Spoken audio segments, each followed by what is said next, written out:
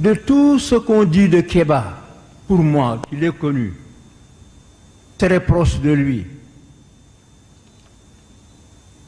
de tout ce qu'on a dit de lui, le plus important, ce n'est pas les articles qu'il a écrits, ce n'est pas les positions qu'il a prises, ce n'est pas la discipline qu'il a exercée sur les magistrats pour les amener à respecter les règles de l'éthique.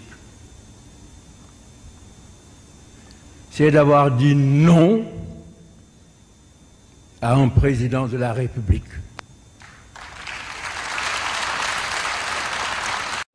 Kéba Mbaye est né le 5 août 1924 à Kaolack.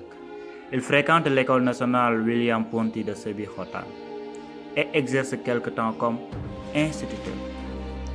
Il poursuit aussi ses études d'abord à la faculté de droit de Dakar, puis à Paris à l'école nationale de la France d'outre-mer, dans la section magistrature. Il est le père de Cheikh Tidiane Mbaye, ancien directeur général de la Sonatel, et du banquier Abdoul Mbaye, ancien premier ministre du président Macky Sall, le 3 avril 2012. Parler de M. Kéba Mbaye devant ses amis et les témoins de son époque semble être une gageure. Mais le sujet est tellement important, tellement exaltant, qu'il a mobilisé tous les esprits amoureux d'histoire et épris de vérité.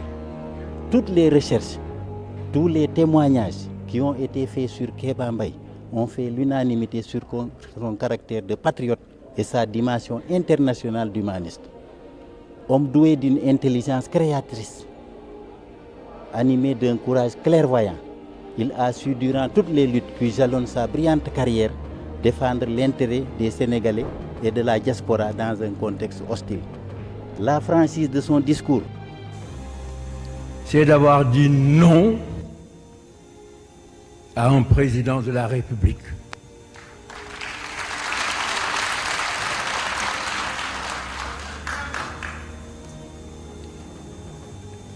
Et cela est important à l'époque. Kéba Mbaye, président du Conseil constitutionnel, a mené à proclamer des résultats dont l'enjeu de mes intérêts et l'intérêt du président Abdou Diouf. Après des allers-retours entre la Cour constitutionnelle et la Cour d'appel,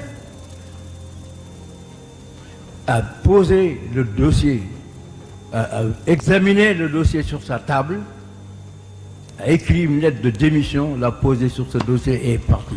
Jamais dans le monde un tel acte ne s'est produit. Jamais. Jamais. Jamais. C'est la première fois et peut-être la dernière.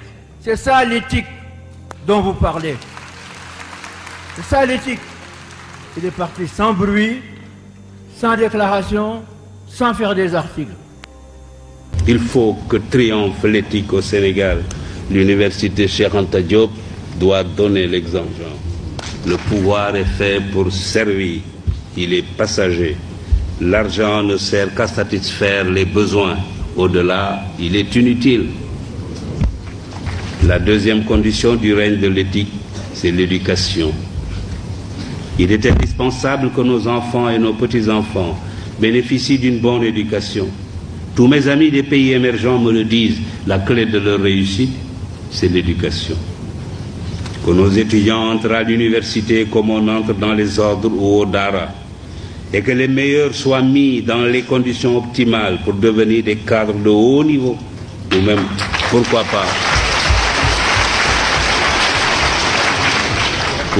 pourquoi pas, comme je le disais tout à l'heure, des savants. Bien sûr, cela nécessite la réhabilitation de la fonction technique au détriment de la fonction politique. Homme d'éthique, mais également essayiste, il est l'auteur d'ouvrages tels que Les droits de l'homme en Afrique, ou le Comité international olympique et l'Afrique du Sud. Succédant à Isaac Foster en 1963, il est président de la Cour suprême du Sénégal pendant 17 ans et président du Conseil constitutionnel du Sénégal de 1990 à 1993. Il fut vice-président de la Cour internationale de la justice de La Haye de 1983 à 1991. Et voici l'un de ses discours les plus marquants. Debout pour le travail et pour l'éthique avant qu'il ne soit trop tard. Debout en nous rappelant devant chaque choix, chaque action, la pensée d'Emmanuel Kant.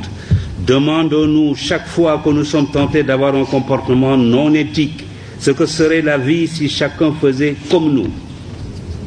Demandons-nous ce que serait une société de délateurs, de profiteurs, de voleurs, de corrupteurs et de corrompus, d'indisciplinés, d'insouciants, d'égoïstes, de fraudeurs. La liste est longue, mais la réponse est une, ce serait une société vouée à l'échec et peut-être à la déchéance et à la misère matérielle et intellectuelle. Alors, évitons de tels comportements.